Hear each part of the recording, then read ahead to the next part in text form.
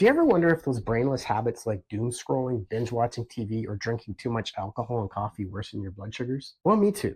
So I set out to do a 4 week dopamine detox challenge as a type 1 diabetic, giving up those quick fix, effortless habits that bring us instant satisfaction and pleasure to see if it helped blood sugar levels. And the results were shocking. I will share 6 steps to take on how to do a dopamine detox as a diabetic, the results you can expect, warnings to watch out for, and the detox menu I use to keep on track, and why this is a cheat code for long-term blood sugar control. And I have no idea why nobody's talking about this. So this journey was going very well with amazing results until week number 3 of my 4-week detox. But before we get into what derailed this challenge, let me explain why I decided to do a dopamine detox challenge in the first place as a diabetic. So having stable blood sugars is the ultimate goal for us living with diabetes. And in my 42 years living with type 1 diabetes, I've had plenty of ups and downs. I'm also constantly trying to find better ways to keep my diabetes and blood sugars well controlled. To save you time,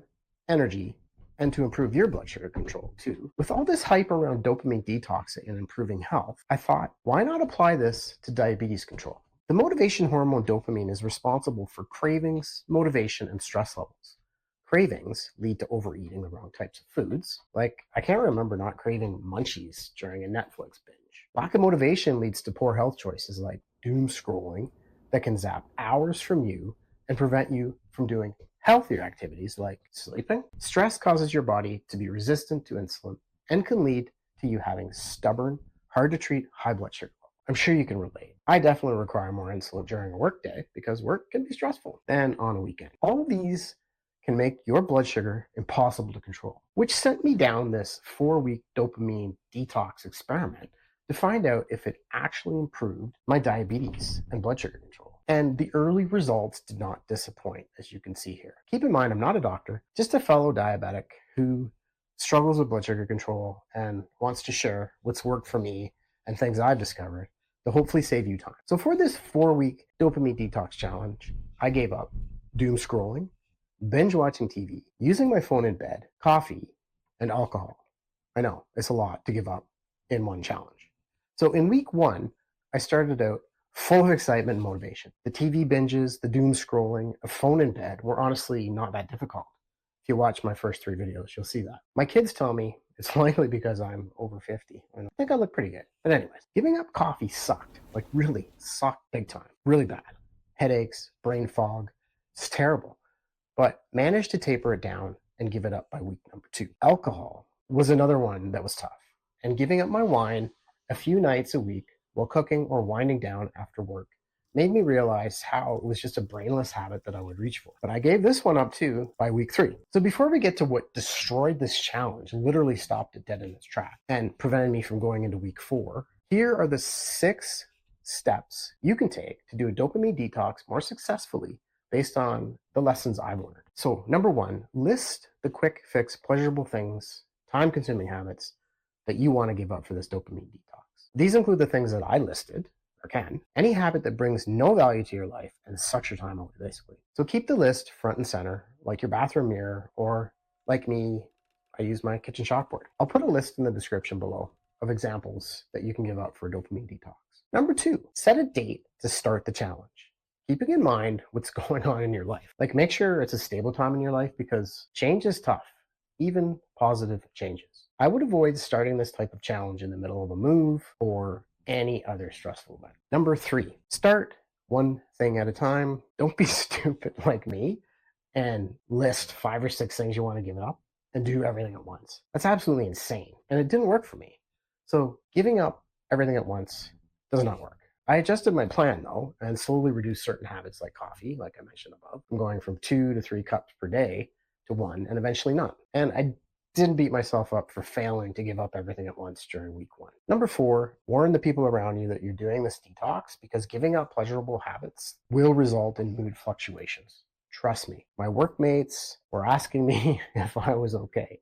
I think they thought I was sick or going through a mental breakdown at one point, but just let them know what you're doing. And actually, my people actually became more cheering. They were like my cheering section. And some actually came along for the journey, which was kind of cool. Number 5, Have a clear menu of substitute habits. They call this a dopamine menu. So if you have an urge to do something, get up and do jumping jacks, for example. Basically, strategies to do when the urge to use those quick, soul sucking, quick fix dopamine habits pull you in. During my challenge, this was key. Cold showers were my substitute for coffee. That's a little sadistic. Wouldn't recommend it, but it actually works. Walking instead of binge watching TV. Having a book handy at my bedside instead of using my phone. Just some examples. I'll leave a menu of substitutions in the description below. Some other examples. Number 6, monitor your blood sugars. This is the most important tip as a type 1 diabetic or somebody that's on insulin that you can cause to have low blood sugars. So I had a meeting with my certified diabetes educator just this past week, and now she has remote access to my continuous glucose monitor data, and she asked me what happened during this span of time, during my detox time, because she had no idea I was doing it. And it was really obvious on the CGM she was looking at that something changed. And she actually recommended that if I do it again, to lower my total daily dose of insulin because I had really dropped into a lower range. So my advice, I guess, is test, test, test if you're doing this. Okay, my results were shocking after week 1, stable after week 2 and week 3, as you can see. So clearly, in my mind, it's not a science experiment, mind you, there is a link between choosing quick dopamine fix habits and blood sugars. Not sure why this is not being talked about. Anyways, there is one thing that can stop any health challenge in its tracks. Before I explain, please leave a comment below letting me know if you would consider a dopamine detox challenge and what you would give up, or if you've tried this challenge and how it went. So things were going very well, able to completely give up everything according to plan going into week 4 until I was struck with a virus. I basically contracted RSV. I'm not even going to try to pronounce it, that landed me in emergency. I woke up one Saturday, I couldn't breathe, and I didn't know it was viral at the time. I thought it was a pneumonia, bacterial kind of thing. So couldn't breathe, short of breath, which is really unusual for me.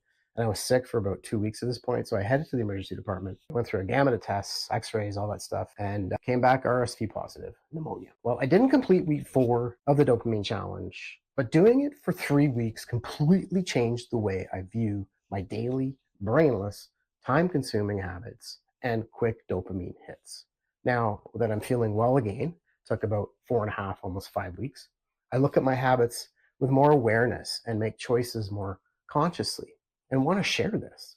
Like choosing less coffee, for example, having less brainless, mind-numbing activities and healthier dopamine menu options, knowing it will lead to more level blood sugar. Check out this video here where it all started off. And thanks for